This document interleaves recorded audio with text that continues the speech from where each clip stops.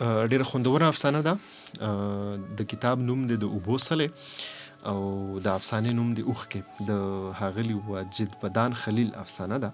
تمه لرمه چې دغه افسانه به ستاسو خوښه شي.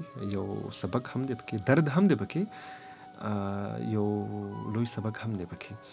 نو په دغه هیله او په دې امید در سره شریکوم چې ستاسو د خوښې وړ وګرځېږي دغه د واجد ودان خلیل افسانه د خپېمانۍ یا پښیمانۍ اوښکې. دلاور خان پسې چا سوال جواب کړی دی. په مجمع کې ولاړ یو سړي په خلکو نظر وځغلولو او تپوس یې وکړو. هو، ما ورپسې هلک لیږلی دی او دا مې هم ورته وویې چې دلاور خان نور مه پوهوه، بس دومره ورته ووایه چې د ټبر د طبیعت ښه نه دی، کور ته لږ زر ورشه. دغه سړي په سر ټوپۍ سمه کا او ډېر په فخریه اندازې د وړومبي سړي د خبرې جواب وکړو. د دلاور خان په حجره کې ډېره ګڼه ګوڼه وه. لارو کوڅو کې هم خلک اوړېدل راوړېدل.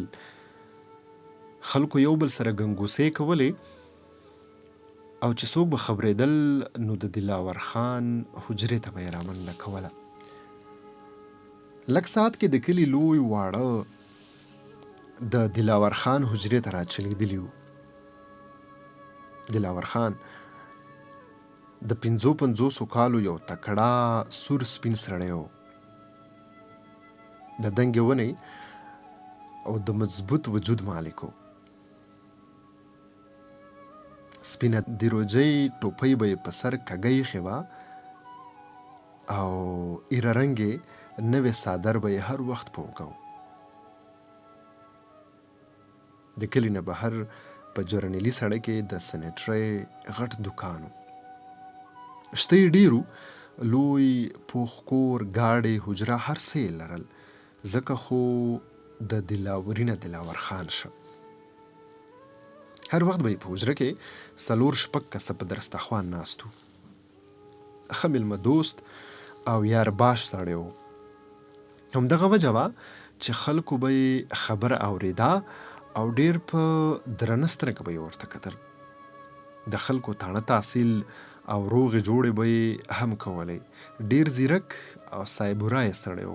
تعلیم یې تر 5م جماعت کړی و، خو چونکې حجره جومات پاس و نو ځکه د ژوند په لوړو جوورو او ټولو معاملاتو ډېر ښه رسېده.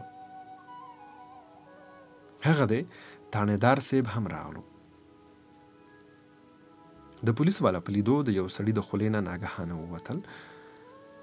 تاڼېدار د 4 سپایانو سره حجرې ته راننوتو او د حجرې په میدان کې ودرېده. د ټولې حجرې جایزه یې واخیسته. حجره کې موجود یو کس باندې یې نظر واچولو. بیا یې یو سپین ږیري ته وویل زه وکوه کتل غواړم. خانجي تاسو ته خو پته ده چې د کور مالک دلاور خان دی او هغه لا نه دی را رسېدلی. تاسو یو شېبه کښېنئ، سړی ورپسې تللی دی، بس درنګ ساعت له به راورسي. په دومره وخت کې په کټونو کې ناست او یو خوا بل خوا ولاړ خلک راغله او د پولیس والا نه ګیر چاپېر ودرېدل. ښه، زه ټیک ته نو بیا د دلاور خان د راتلو انتظار به وکړو. هغه د ځان سره وویل او نږدې پروت یو کټ کې کېناستو. سپایان په حجره کې یو خوا بل خوا ودرېدل لکه چې ورسره ویره وي چې بیا چېرته څه ناخوشګواره واقعه پېښه نه شي. په حجره کې د خاموشۍ راج و. د هر سړي په مخ د غم نښې څرګندې لیدې شوې. هر چا د یو بل خولې ته کتل خو چا هم د څه ویلو جرأت نه شو کولی. دې کې دلاور خان ډېر وارخطا حجرې ته راننوتو. د څادر پیس کې په ځمکه راښکې شو. د خپلې حجرې دا منظر یې چې ولیدو نو سترګې یې له ډېرې حیرانتیا وازې لاړې. د هغه په راتلو په حجره کې بیا ګنګوسې شروع شو. دلاور خانه په خیر راغلی، موږ ټولو هم ستا انتظار کولو. تاڼېدار دلاور خان ته د لاس ورکولو په وخت وویل دلاور خانه راځه چې وکوه وګورو. وکوه؟ د څه وکوه؟ دلاور خان ډېر په حیرانتیا یو خوا بل خوا ولاړو خلکو ته وکتل او ځان سره یې د خود کلامۍ په انداز کې وویل او بیا تاڼېدار مخکې دلاور خان او د کلي خلک ورپسې د هغه په کور ورننوتل.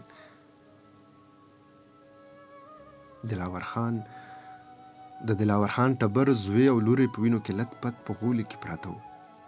هغه چې دا ولیدل نو په زړه یې سچلو شو او د خپل نیازبین زوی د زمان خان مړي سره په ځمکه کېناستو. دا هر څه بل چا نه بلکې ستا نیازبین زوی حیدر خان کړي دي او دا وخت هغه زما مېلمه دی. تاڼېدار ډېر په فخریه انداز کې دلاور خان ته وویل. زمان خان او حیدر خان دواړه د دلاور خان زامن وو. د مور و پلار بې ځایه مینې او بې غورۍ له وجې دواړو سبق ونه ویلو. حیدر خان د آیس نشه کولو نن په پیسو باندې مور او ورور سره وران شو او د سترګو په رپ کې هر څه تالا ترغه کړه. دلاور خان د خپل مړ زوی په خوا کې ناست و او هغه منظر یې په سترګو کې وغړېده چې نن نه څو کاله اګاهو کله چې د هغه مشر ورور معصم خان د زړه د دورې له کبره مړ شو او ټول جایداد او روزګار هغه ته پاتې شو، نو هغه د دلاوري نه دلاور خان شه.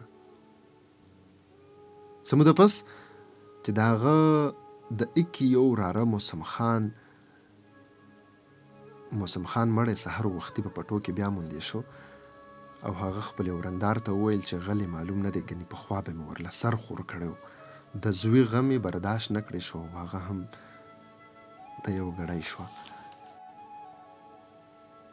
نن د دلاور خان په کور کې 3 مړي پراته وو او غلی هم معلوم و د هغه په سترګو کې اوښکې بې واکه شوې.